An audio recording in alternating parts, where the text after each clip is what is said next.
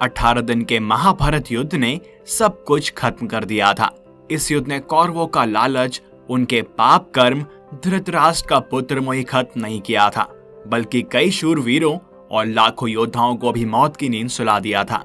महाभारत युद्ध से जुड़ी कई रोचक किस्से और कहानियां हम आज भी सुनते हैं, जिनमें कुछ ऐसे रहस्य भी हैं जो आज भी अनसुलझे हैं।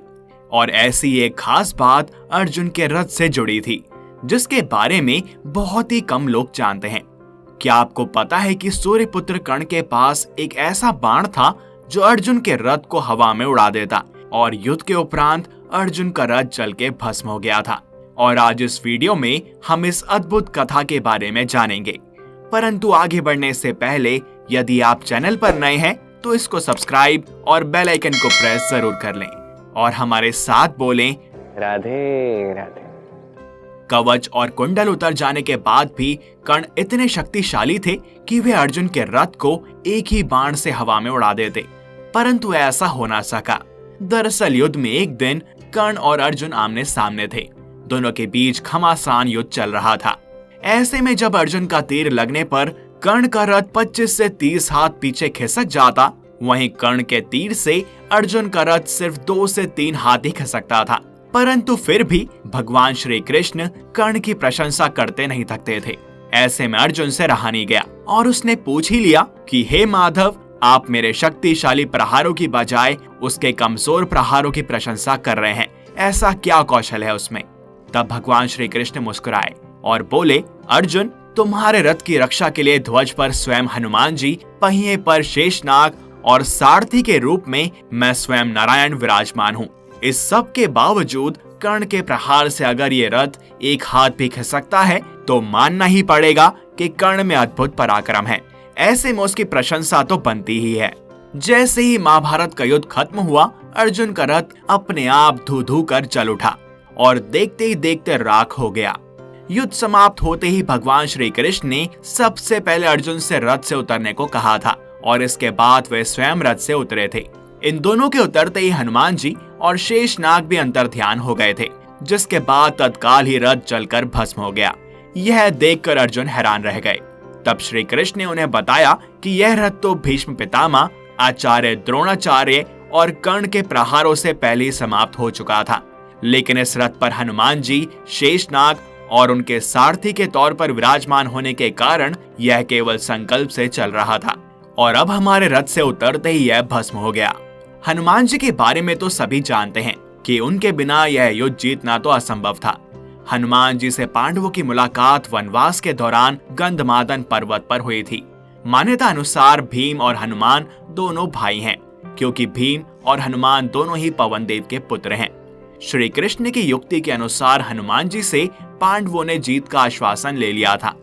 इसी के चलते हनुमान जी युद्ध में अर्जुन के रथ के ऊपर ध्वज पे विराजमान हो गए थे। हनुमान जी के अर्जुन के रथ पर विराजमान होने की कथा भी बेहद रोचक है, क्योंकि श्री कृष्ण ने एक ही तीर से 2 वार किए थे। एक तो अर्जुन का घमंड तोड़ा, दूसरा अर्जुन को हनुमान जी का आशीर्वाद दिला दिया। तो हुआ ऐसा था कि एक दिन अर्जुन अकेले वन में विहार करने गए। घूमते घूमते वे रामेश्वरम चले गए, जहाँ पर उन्होंने भगवान राम का बनाया हुआ सेतु देखा। यह देखकर अर्जुन ने कहा कि उन्हें सेतु बनाने के लिए वानरों की क्या जरूरत थी, जबकि वे स्वयं एक धनुर्धारी थे। उनकी जगह मैं होता तो यह सेतु बाणों से ही बना देता। यह सुनकर हनुमान जी वहां पर प्रकट हुए और उन्होंने कहा कि बाणों से बना सेतु एक भी व्यक्ति का भार नहीं झेल सकता। तब अर्जुन ने कहा कि यदि मेरा बनाया सेतु आपके चलने से टूट जाएगा तो मैं अग्नि में प्रवेश कर जाऊंगा। हनुमान जी ने कहा, मुझे स्वीकार्य है, मेरे 2 चरण ही इसने झेल लिए तो मैं हार स्वीकार कर लूंगा। तब अर्जुन ने अपने प्रचंड बाणों से सेतु को तैयार कर दिया, लेकिन जैसे ही सेतु तैयार हुआ, हनुमान ने विराट रूप धारण कर लिया। हनुमान जी प्रभु श्री राम का स्मरण करते हुए उस बाणों से बने सेतु पर चढ़ गए। पहला पग रखते ही सेतु सारा का सारा डगमगाने लगा, दूसरा पग रखते ही सेतु चरमरा गया। यह देखकर अर्जुन आत्मदाह करने के लिए अग्नि जलाने लगे। तभी भगवान श्री कृष्ण वहां पर प्रकट हो गए और अर्जुन से कहा कि वह फिर से सेतु बनाए, लेकिन इस बार वे प्रभु श्री राम का नाम लेकर सेतु बनाए, जिससे वह नहीं टूटेगा। दूसरी बार सेतु को तैयार होने के बाद हनुमान जी फिर से उस पर चले, लेकिन इस बार सेतु नहीं टूटा। और इससे खुश होकर हनुमान जी ने अर्जुन से कहा कि वह युद्ध के अंत तक उनकी रक्षा करेंगे। इसलिए कुरुक्षेत्र के युद्ध में अर्जुन के रथ के ध्वज पर हनुमान जी विराजमान हुए और अंत तक उनकी रक्षा की। इस विषय में एक और कहानी मिलती है, जहां पर हनुमान जी के पग रखने से सेतु लगभग टूट ही जाता है और साथ ही पानी भी लाल हो जाता है, और तब पता चलता है कि भगवान श्री कृष्ण ने कच्छप बनकर उस पुल को सहारा दिया था, नहीं तो वो हनुमान जी के पहले ही पग से टूट जाता।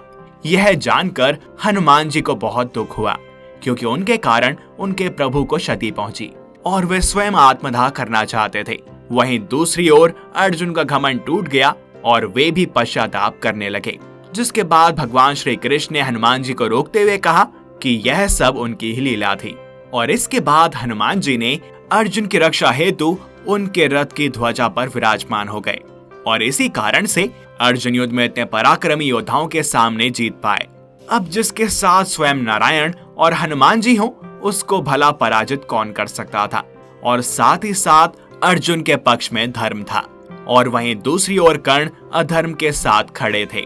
इसीलिए कहते हैं कि धर्म के मार्ग पर चलने वाले लोगों के साथ ईश्वर स्वयं खड़ा होता है।